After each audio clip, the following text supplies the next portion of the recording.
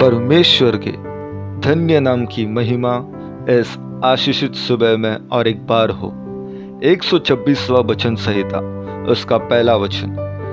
जब यहोवा सिय्योन से लौटने वालों को लौटा ले आया, तब हम स्वप्न देखने वाले से हो गए। इस आशीषित वचन के आधार पर स्वप्न देखेंगे। इस विषय पर मनन करने आज हम प्रभु में शरणगात होंगे।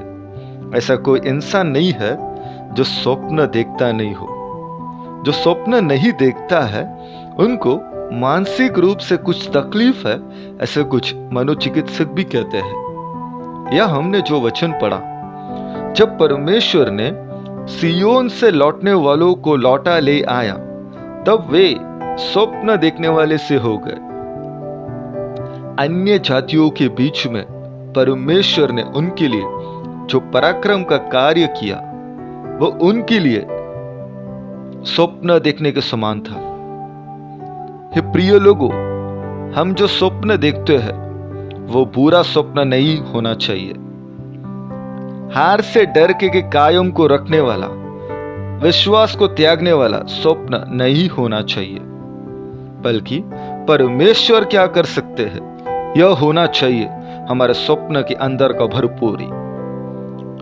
दुनिया के इतिहास में ही सबसे बेहतर प्रचारों को अगर हमने ध्यान दिया तो उसमें से निश्चय रूप से एक ऐसा प्रचार है 1963 का अगस्त महीने का, मार्टिन लूथर किंग जूनियर, मेरा एक सपना है, ऐसे शीर्षक के साथ तकरीबन 17 मिनट का प्रचार।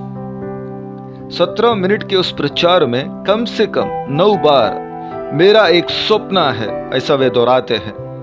उनका सपना अमेरिका में रहने वाले निचली जात अर्थात काले वर्ग के लोगों को मुक्ति दिलाना। परमेश्वर उनके द्वारा क्या कर सकते हैं, ऐसा स्वप्न देखने वाले उस परमेश्वर के सेवक का आत्मविश्वास और समाधान के मार्ग से हक हासिल करने का प्रयत्न उनको सन 1963 में टाइम मैगजीन के मैन ऑफ द ईयर के रूप में अंगीकार करते हुए और सन 1965 में समाधान के लिए नोबेल पुरस्कार प्राप्त करने में हकदार बनाया।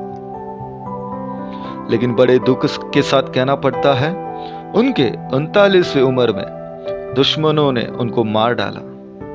कम उम्र में ही दुश्मनों के तरफ से मारे गए। फिर भी सपना होने के कारण एक छोटे से समय में बड़े कार्य करते हुए, जिसका असर आज भी दुनिया भर में जारी रहने के लिए प्रभु ने सहायता किया। हे प्रिय लोगों, हमारा यह तकलीफ नहीं है कि हम हमारे सपने को पूरा नहीं कर पा रहे हैं, बल्कि सच्चाई में हमें कोई सपना ही नहीं है, यह परेशानी है। एक लेखक इस प्रकार कहते हैं, कल का सपना आज का प्रतीक्षा और कल का हकीकत है, यह समझना चाहिए। सपना देखने का मुख्य आवश्यकता यह है कि सपना देखने के लिए कोई कारण ही नहीं चाहिए। एक उपन्यासकार ने इस प्रकार कहा, हमारे जीवन के अधिक सा समय सपनों के संग होता है।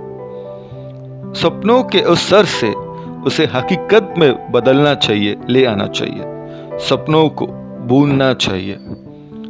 जॉन 23वें मारपापा की ओर से एक प्रेरणा देने वाला संदेश है, वो इस प्रकार है, आपके डर से संपर्क मत कीजिए, प्रतीक्षा और सपनों से संपर्क कीजिए। आशाहीन बातों के बारे में मत सोचिएगा, उपयोग न किए हुए काबिलियत को पहचानिए। हार अनुभव किए हैं तो उसे सोचकर दुख न उठाइएगा, और आप जो कर सकते हैं उसकी ओर पूरा मन लगाइए। हे प्रिय लोगों, यहाँ कहे गए महान लोगों के विचारधाराओं को, सपना देखने की आवश्यकताओं को हमारे भीतर जगाता है।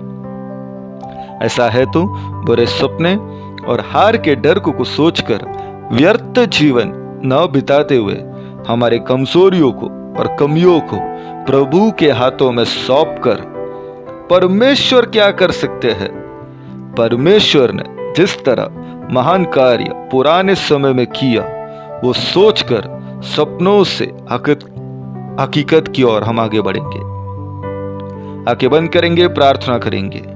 हे पवित्र पिता, आप हमारी ओर से क्या कर सकते हैं, यह स्वप्न देखते हुए उसे हकीकत में लाने, प्रयत्न करने, आत्मा का भरपूरी और सिद्धता देते हुए दर्शन के साथ जीकर इस पीढ़ी में परमेश्वर के नाम की महिमा करने पिता परमेश्वर हमारी सहायता करेंगे। यीशु मसीह के नाम से ही आमीन।